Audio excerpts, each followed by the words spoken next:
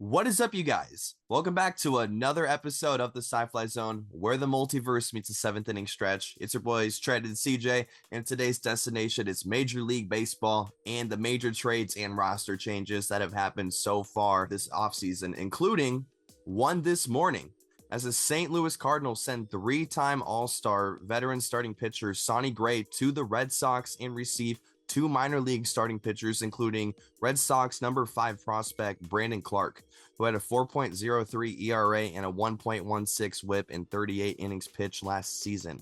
This is a very good move for the Red Sox, in my opinion. Gray finished last year with over 200 Ks and a 4.28 ERA, and career-wise, his ERA is 30 points lower in the American League than the National League, with it being 3.47 compared to 3.77 in the National League. Are you serious? And also, acquiring Sonny Gray means that the Red Sox have some much needed veteran experience for their pitching staff, because their oldest player on their staff right now was born in 1996, and that's Tanner Houck, and his first full season was in 2021 compared to Gray's first full season was in 2014. So he's going to provide some really good veteran experience for the pitching staff. And this is also coming off the Red Sox solid end to the regular season last year in their first playoff appearance since 2021. So CJ, how do you feel about the move?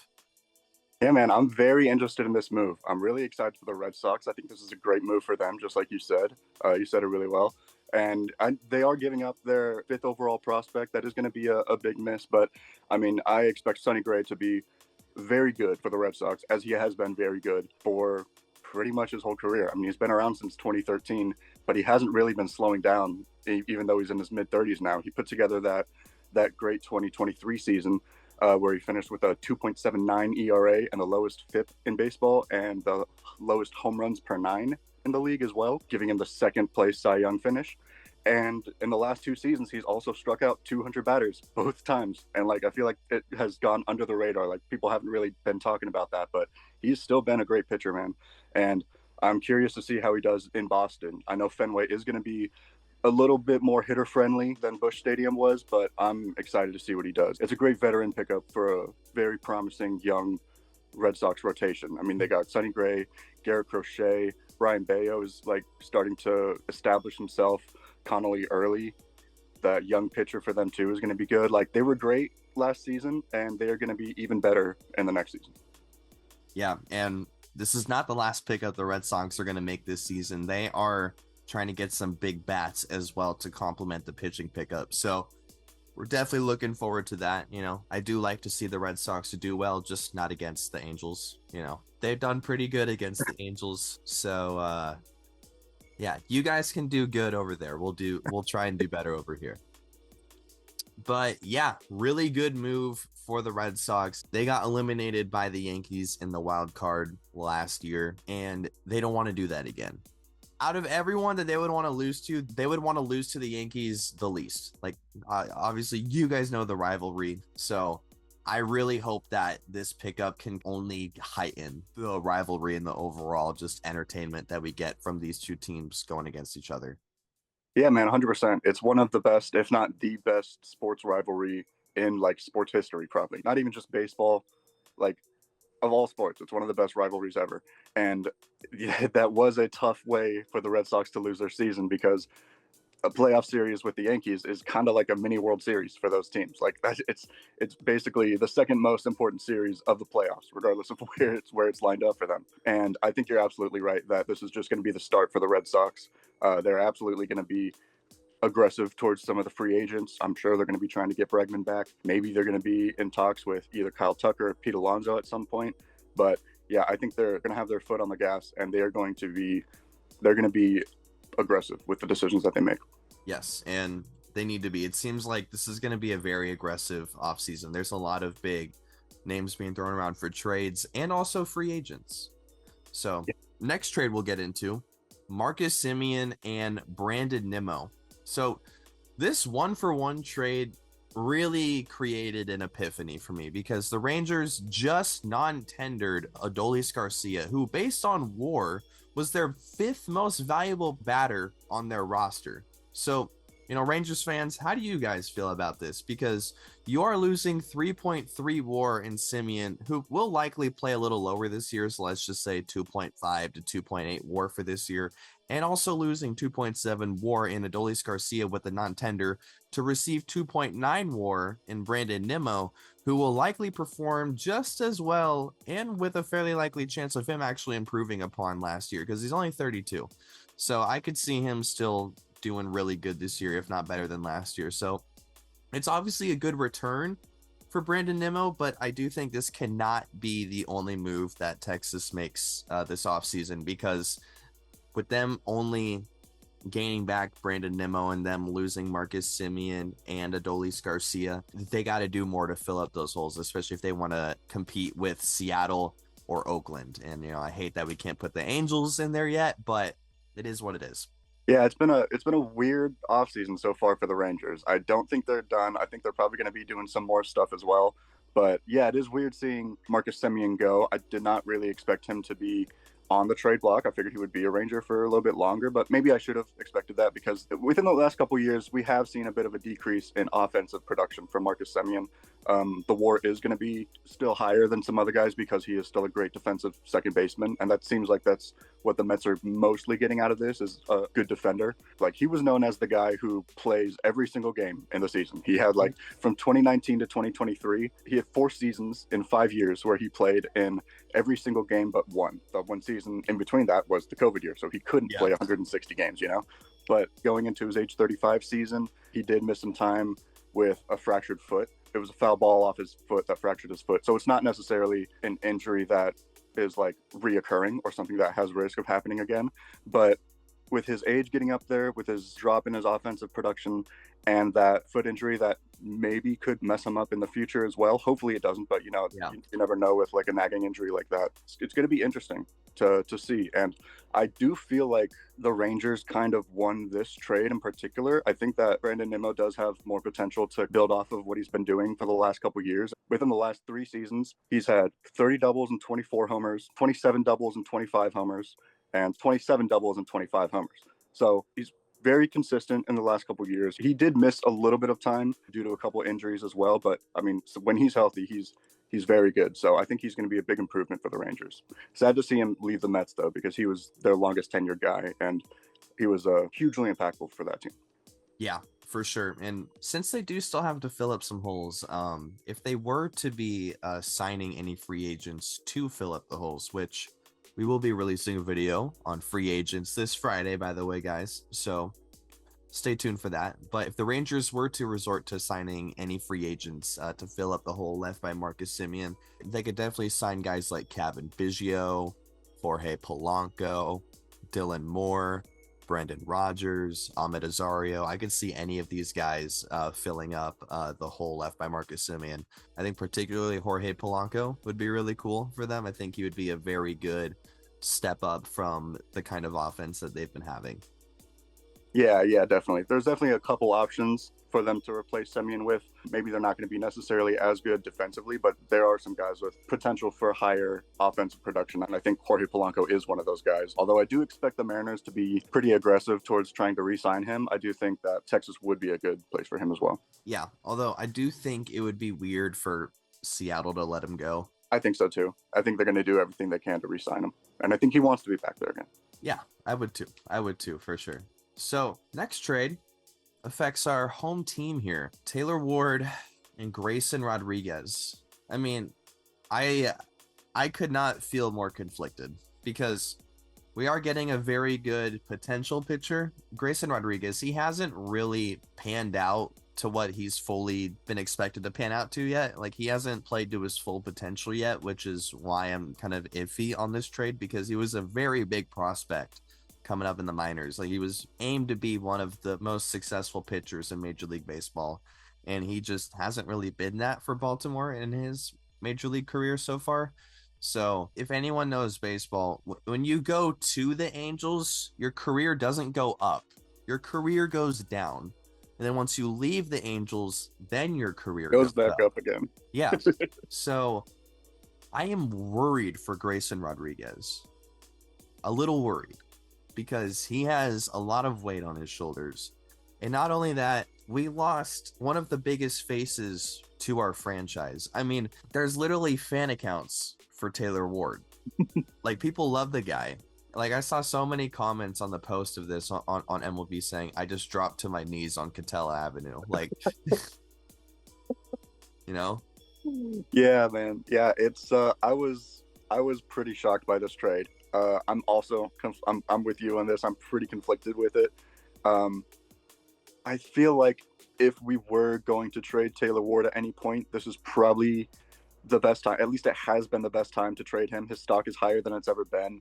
Like it's that last season was his highest slugging percentage, his second highest OPS, and his most homers in one season. And like it's also, I mean, he was huge for the Angels. We had two guys that were in the 30 homer club. It was him and it was Joe Adell, and both of them were kind of had rumors that they were going to get traded. So I hope we don't give up Joe Adell. That would be very upsetting. I'm upset about it because like we're giving up one of our best bats for a who knows what could happen pitcher. Yeah. Like we didn't even get like a utility guy to come with it or anything. Like it's just a what if pitcher. And obviously I would be very happy if this trade panned out in the best way possible. You know, if Grayson Rodriguez has like a Cy Young caliber year, I'm obviously going to be biting my tongue. But right now I don't feel good about it. And I was a big fan of Taylor Ward, and our offense is not good. Trout is having the worst 3 years span of his entire career right now. And motivation to succeed has been lower than ever, especially because ownership is seemingly to do little to nothing to actually solve the real problems that are going on. It's just really frustrating. I just don't see how trading Taylor Ward is the solution. Like, we should be signing guys. We should be trying to get good prospects. We shouldn't be getting rid of prime talent who the fan base loves. You know what I mean? This feels the same to me as like Rizzo getting traded from the Cubs to the Yankees, kind of. Like, not 100% to the same degree, but because obviously Rizzo was a bit better than Taylor Ward, but still, just I didn't want to see my boy go. Yeah, I didn't want to see him go either. It's tough seeing him going to another team, and it's very strange that the response to a lackluster offense and a below average run production is to trade away one of our best offensive players on our team. Like you said, we need to be signing guys. We need to be trading for good hitters. And I will say this is one of those trades where sort of like the Sonny Gray trade in a way, that one established player getting traded for a guy who has had very little major league experience. Grayson Rodriguez has had, I think, maybe 50 starts in his career over 2 seasons. He missed all of 2025 because of surgery removing bone spurs from his elbow. Oh, good. His recovery has been going well. He's comfortable and confident with where his recovery is at. So all signs point to him being healthy and being able to go when the season starts. But I think it is going to take a while to really tell how this trade is going to go, because we haven't really seen Grayson Rodriguez in a full season at his full potential, but we have seen glimpses of him being very good. Through his 2 seasons at the age of 24, he has a 3.8 career FIP, and he has a 10 Ks per 9 in 2024. So he can be very dominant. He was thrown very hard. The velocity was very up when he was getting to the major leagues. I'm not sure how the surgery is going to affect that. We're going to have to see if he loses a couple ticks on his velocity. I don't know. It's a weird one. It's a really weird one. We're going to have to see how it plays out. You know, we do cut off about $11 million on the payroll that we were going to give Taylor Ward, so maybe that can go towards signing another guy. But yeah, it's weird. Major League Baseball money, that's like $10. It's wild to me. Yeah, it's crazy. I would like to see some free agent signings. I would. You know, I would too. You know, we could sign a guy like a 3-year, $33 million deal, you know? Hey, I saw some people projecting that we could land Framber Valdez, which I don't know how likely that is, but I did see some people saying, like some people on some networks, I believe, like saying like Framber Valdez could be an Angel maybe. I don't know. We'll see. I don't want to get our hopes up because I'm expecting disappointment. I also don't want to get our catchers injured. Yeah, true. Yeah, that's a good point. I will never forget that moment. I'll never forget it just because like it was such an immature moment and it was so obvious. Like it was on the same level as like Machado accidentally letting go of the bat when he was swinging. Yeah. Uh-huh. Stupid. One thing I will say about Grayson Rodriguez in this trade is that he recently had a response to the trade. He just like made a post talking to Angels fans, thinking Orioles and such. And he said that he wants to throw a lot of innings and he wants to help take the Angels to the playoffs, which as a fan of the team, I love hearing that from a guy coming in for the organization. I love that motivation and I love that confidence. Do I think it's going to happen in the next couple of years? Maybe not. Maybe it's going to take a little bit. Yeah, like, and it's not Rodriguez's fault at all either. It's just how the ownership and how management has been handling the team, like not just on a roster level, but like in-game decisions as well. Yeah, there's a lot that is not really in players' control, unfortunately. And even what is in players' control has not been that good. Yeah. So, last major trade here that's happened throughout Major League Baseball, and I'll put quotations on the word major, but Astros utility player Mauricio Dubon was traded to the Atlanta Braves for another 1-to-1 trade with Braves player Nick Allen. Dubon being the slightly more productive player, putting up a 1.7 WAR in 2025 compared to Allen's 0.6 WAR. And this move, on top of the Braves signing Raisel Iglesias to a 1-year contract, who posted a 3.21 ERA and 29 saves last year, and on top of the president of operations for the Braves emphasizing that they're looking to acquire a shortstop and more pitching, kind of shows that the Braves are trying to speed run their rebuild process here a little bit, because last year they finished 10 games under 500 and 20 games behind first place, despite only having a negative 10 run differential compared to the Guardians, who had a negative run differential of 6, but they ended up in first place. Divisional factors, for sure there's some divisional factors, but this shows that the Braves formula isn't working and they got to switch it up, branch out new ideas, and hopefully make some roster moves that results in a cohesive final product. Because Atlanta's a fun team. I like to watch them. And last season we rooted for them as much as we could. We really did. So hopefully this move can be of good result. Hopefully this can have some increase of confidence for Dubon. He can do a little bit better at the plate, because these guys are definitely known for their defense more than their offense. So yeah. Yeah, it's good to see the Braves making moves early and making changes to their team, because last year was a bit of an uncharacteristic year for the Braves, a team that had won a World Series just a few years earlier, and now they're missing the playoffs and they have a worse record than the Marlins. And no disrespect to the Marlins, because they had put together a pretty good September, but yeah, I mean, the Braves know that they need to make some changes, and they're making some changes early. It seems like Mauricio Dubon he's been a utility guy for the Astros. See him probably continuing to play that role for the Braves. He's a guy that they could put in at different spots if they need him. Nick Allen was either shortstop, was either starting shortstop, something like that. He was an infielder. Yeah, okay. So I feel like Dubon is probably going to be getting more playing time in Atlanta than Nick Allen will be in Houston, at least for the first couple of years. But yeah, man, it's good to see the Braves making some changes, because they need to. Yeah. And another move that they could make, since that's all the major trades that have happened so far, so we can just kind of run into hypotheticals now. They could move Sean Murphy. He costs $45 million for his total contract. And Drake Baldwin just won Rookie of the Year. No need for Murphy anymore. They could get a much cheaper backup catcher for sure. So trade him to someone who needs a catcher, and you can get that pitching you need.